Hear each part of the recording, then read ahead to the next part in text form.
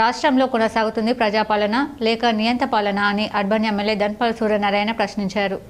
కాంగ్రెస్ ప్రభుత్వం Hyderabad central university భూములు 400 ఎకరాలను అమ్మకానికి పెట్టాడని నిరసిస్తూ బీజేపీ ఎమ్మెల్యేలు ధన్పాల్ సూర్యనారాయణ, పాయల్ శంకర్ హెచ్సియు పరిశీలనకు వెళ్తుండగా పోలీసులు ముందస్తు అరెస్ట్ చేయడంతో ఉద్రిక్త వాతావరణం చోటు చేసుకుంది.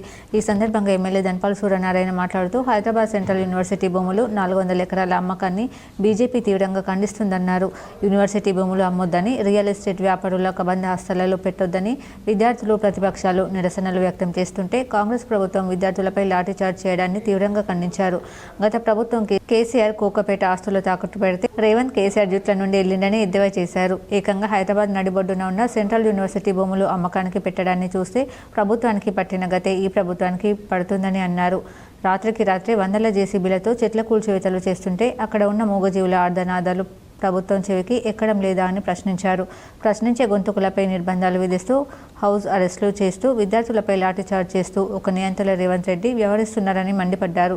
కాంగ్రెస్ ప్రతిపక్షంలో ఉన్నప్పుడు భూములు అమ్మొద్దని, ప్రజా అవసరాలకు లైబ్రరీలు, హాస్పిటల్, స్కూల్, పార్కులు కట్టాలన్న కాంగ్రెస్ నాయకులు నేడు అధికారంలోకి రాగానే విలువైన హైదరాబాద్ నడిబొడ్డున ఉన్న భూములపై కన్నేసి గుంటనక్క మాదిరి వ్యవహరిస్తున్నారు.